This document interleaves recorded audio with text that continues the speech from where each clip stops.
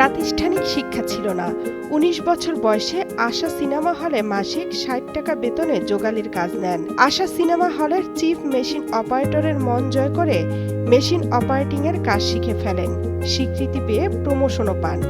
ফার্স্টে আশা হলে জোগালি কাম করছি, ১.৫ টাকা রোজ। হল চাল বানাইতে হল চাল হইল, হলে মেশিন কাম শিখছি। ১৯৬৫ সালে সিনেমা হলে আগুন লাগার পর শুরু করেন ডালপুরির দোকান। তারপর টানা ৬১ বছর এই ডালপুরির দোকানই আইয়ুব আলীর ভাগ্যের চাকা ঘুরিয়ে দেয়। বিয়ের পরে আমার বন্ধু এক বললো যে বাবার তো দোকান ভরা, তখন তো খালি আসলো, তখন বাজারে যা লয়ে দেয় দোকান করে একবেলা দোকান করবেন, 12টা বন্ধ করবেন, আর দোকান দেখাই দিল যে এই দোকান থেকে মুদিদোকান থেকে তেল ময়দা নেবেন, বেচা তারা দাম দিয়ে দেবেন আর লাভটা লয়ে দেবেন। কালের কণ্ঠকে দেওয়া এটি ছিল আইয়ুব আলীর শেষ সাক্ষাৎকার। এর কিছুদিন পরেই মারা যান তিনি। জীবনের শেষ দিন পর্যন্ত কারো মুখাপেক্ষী না হয়ে বাজারে নিজ হাতে পুরীর দোকান চালিয়ে কর্তব্য পালন করে গেছেন অদম্য আইয়ুব আলী। পুরীর কথা মনে পড়ে, প্রতিবাহী পুরী নারায়ণগঞ্জের খুব ভালো পুরী, উনি নাই, আমাদের তাকে পুরী খাওয়া হলো না। ওর ছেলেরা কিছু করতো কিন্তু ওরা ঘুমাতে পারে নাই। ডালপুরি বাঙালির একটি মুখরোচক খাবার হলেও আইয়ুব আলীর ডালপুরি ছিল স্বাদে গন্ধে ভরপুর। নিজের একান্ত গবেষণা ও ফর্মুলায় গোপন রেসিপিতে তৈরি আইয়ুব আলীর ডালপুরি অতুলনীয়। ভোজন রসিকরা লাইন ধরতেন তার হাতের গরম পুরি খাওয়ার জন্য।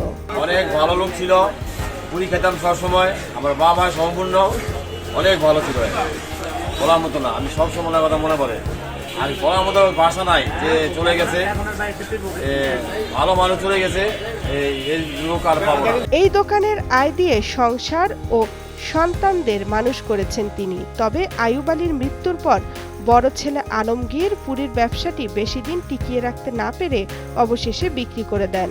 ছেলে মেয়েগুলো লেখাপড়ার সমস্ত সব করাইছি, ছেলেও কাজ করতে দেয়নি।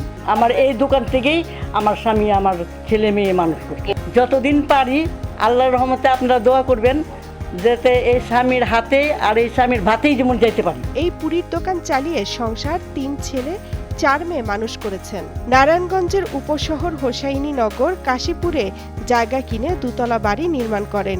মৃত্যুর অনেক আগেই ছেলে মেয়েদের সম্পদ ভাগ করে দিয়ে যান এই অদম্য যোদ্ধা।